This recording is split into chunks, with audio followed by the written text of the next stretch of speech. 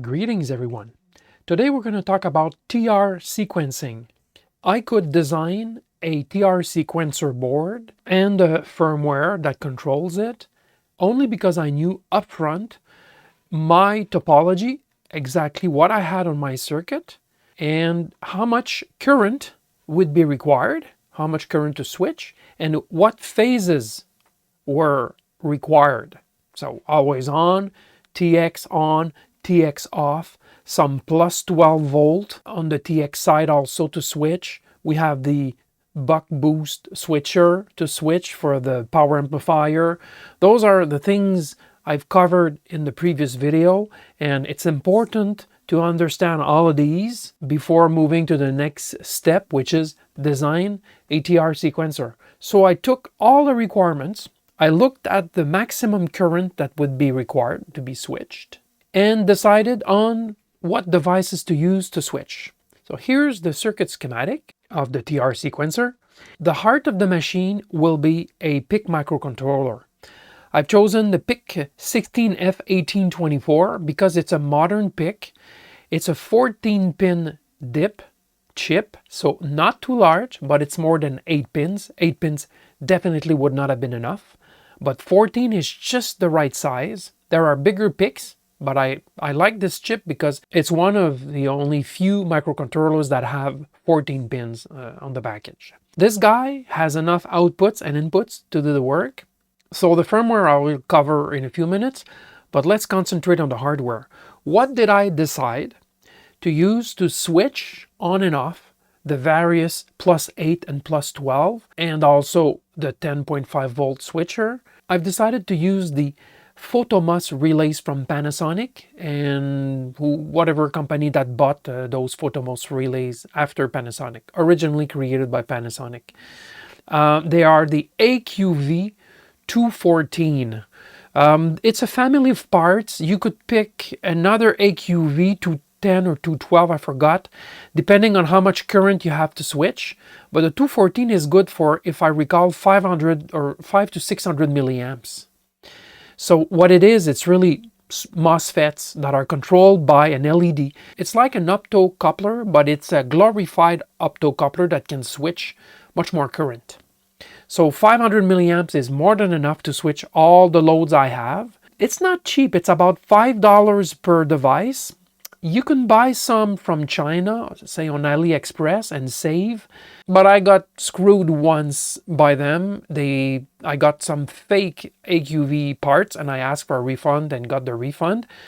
So if you buy them from reputable sources like DigiKey, Newark, Element 14, whatever, Farnell, name them, you can trust them, but they're not cheap, unfortunately. But if you buy a relay, relays are not cheap nowadays either. If you look at the cost of relays, it's in the same vicinity.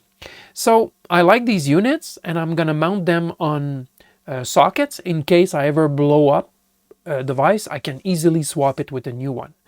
So it's really easy to configure these things because you can switch on the high side or low side, meaning you can be on the 8 volt or you can switch the ground. That thing will work in both cases. So it's very, very versatile. And that's why I try to use those in many of my designs. So the circuit is the same for 4 of the 5 channels, the plus 8 receive, plus 12 receive, plus 12 TX, plus 8 TX. Those are identical circuits. You need a current limiting resistor at the input, and straight from the PIC microcontroller you can turn on the LED. That thing will work with less than 1 milliamp of current, so it's really sensitive to current, which is great. Now on the plus 10.5 volt switcher, I've adopted a slightly different configuration. When the microcontroller is not running and it hasn't set those pins yet, the LED will be on, which will shut off the 10.5 volt switching supply. So by default, we have to make those MOSFETs conductive. So that's why by default there's a path to ground, and this turns on as soon as we apply power on the plus 12. The plus 5 regulator will work and this will shut off the supply. And because I was not sure whether I needed isolated or not on that control pin, I wired the high side and the low side separately to 2 screws. The other circuits, it's only the voltage that I'm sending out. The grounds are common to all of these points I'm switching. So just this guy here, I wired up the 2 ends of my photomos relay. And I've added a diode here so that there is no direct path to ground through this pin, because it has to go through the current limiting resistor. So only the high point here will force that point high and will then shut off the diode, because this point is already in high. So high and high will shut off the diode, and if we go low, the current will flow through the resistor here and not through the gate. So that's one little mod that I made here, just to turn it on, of course, as soon as the power is applied, and even before these pins are configured. Okay, and then the other output is to control the transmit inhibit. There is a pin on the FT817 that if you put to high level, it will shut off the transmitter. So even though you press on the transmit or you key down your Morse, there won't be any transmitted power outputted because of this pin here when it's kept high. And you notice that by default, it's high if this transistor does not conduct. By default, it's brought up to +12, and this action will keep the transmitter from transmitting before the whole thing's ready. And then only when it's time for the transmitter to put power into the system will this transistor be operated, and this pin will go low through the transistor, low level, and this will release the FT817, and then it will send RF into the system. And if you notice, I have drawn all of these stages from the RX level, the last stage, to the TX level, the last stage, which is apply power, in the order that the sequencer will operate. And then when you go from transmit to receive, first thing you do is you inhibit the transmitter, and then you shut off the power amplifier, and then you shut off your transmit supply 8 volts, and then you can switch your relay, the TR relay on the antenna, to the receive position.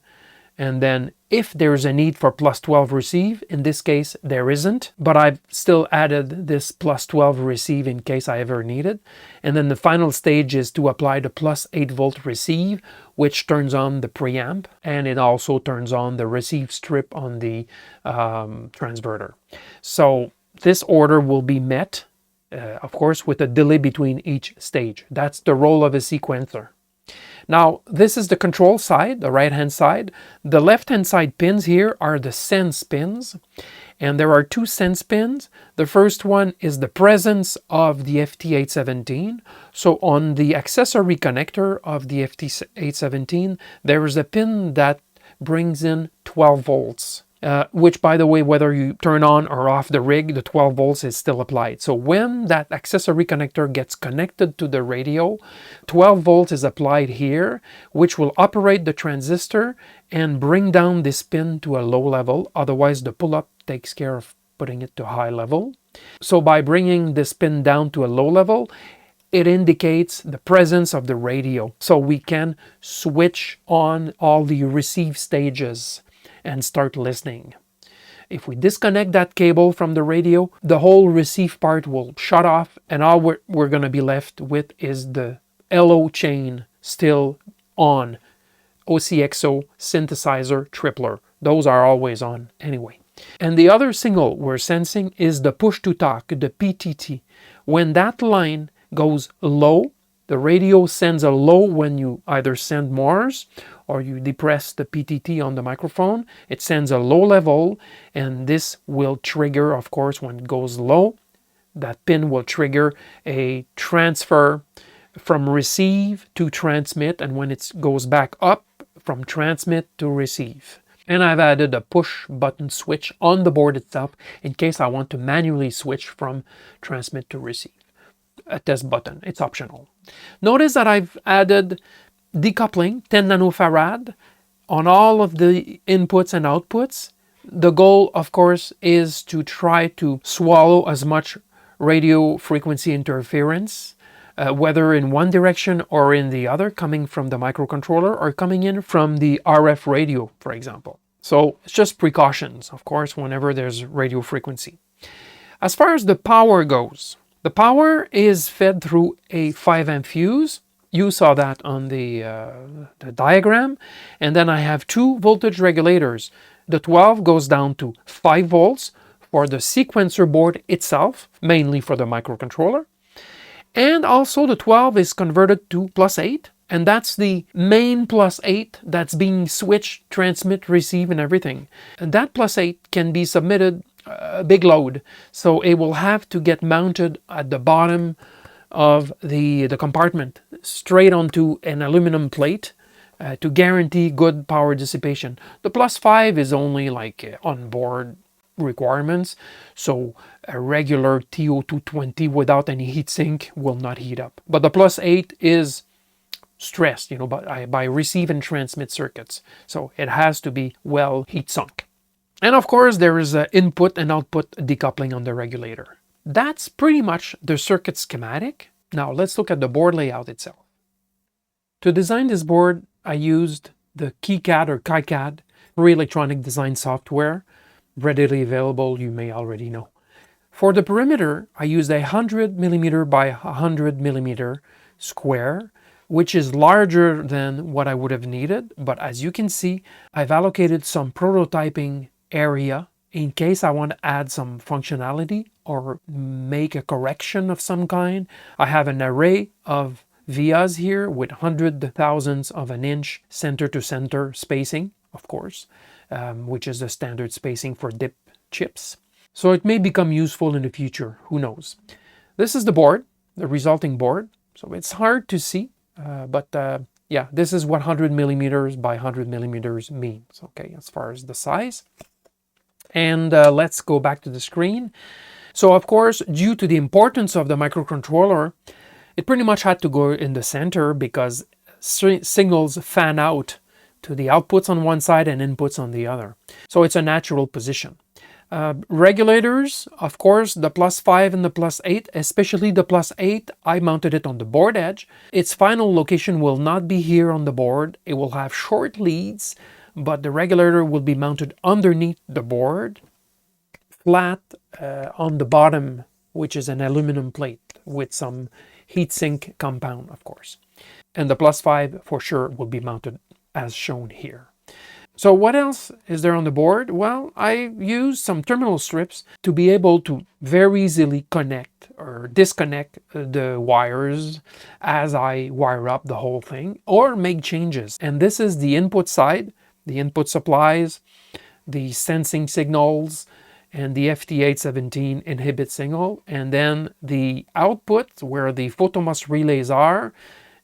I put another strip, of course, of screws, and I like these. Mine are gray, they're not green, but very useful. And yeah, I didn't mention, but those photo relays are really the same size as optocouplers. So they're small and they can switch up to 500 milliamps.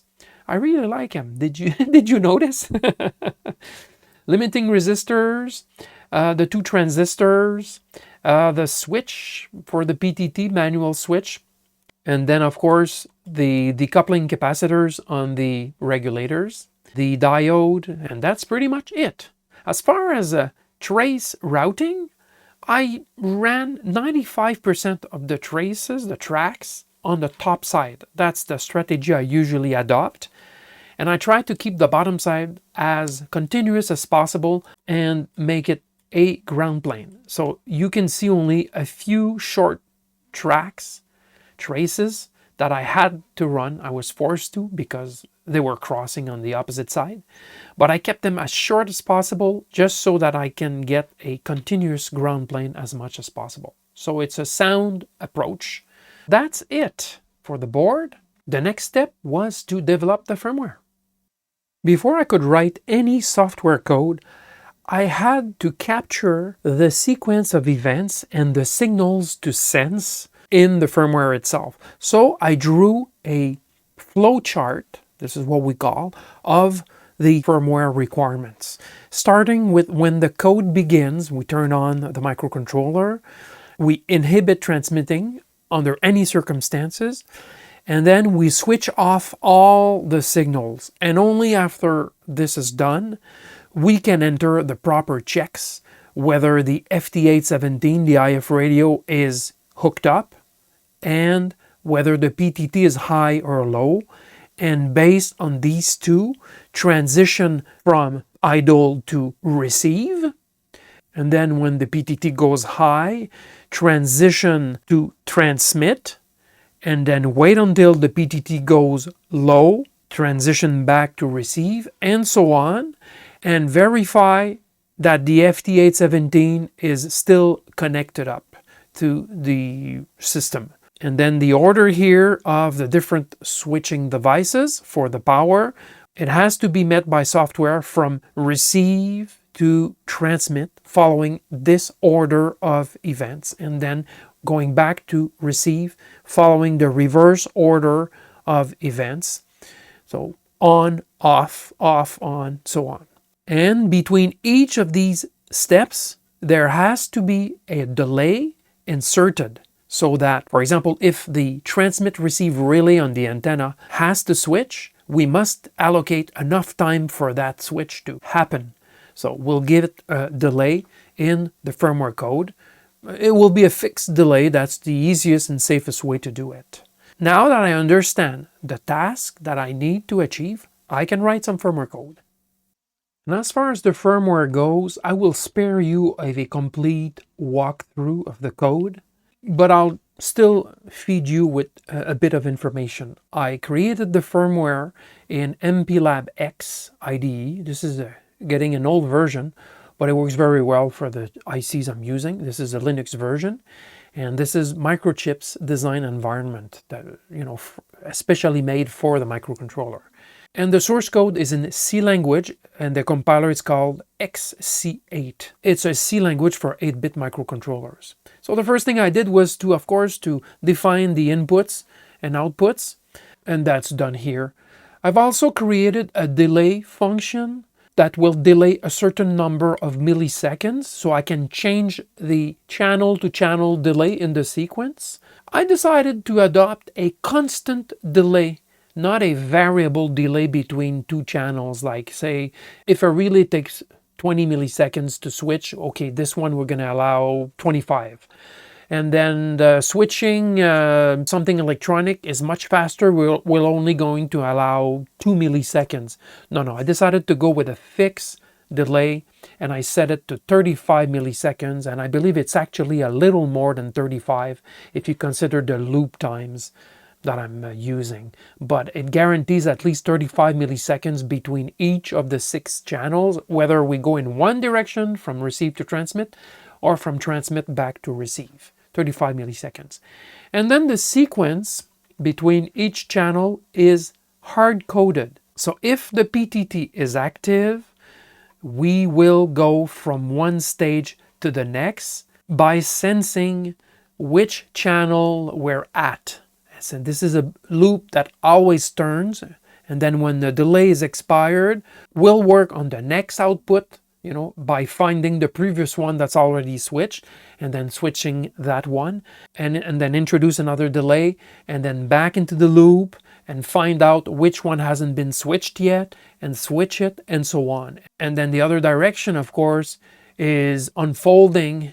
So when the PTT is inactive, unfolding from the TX down to the RX stage status, one pin at a time, with a delay inserted between each of these switches. And then I've also included a quick section in case the cable is disconnected.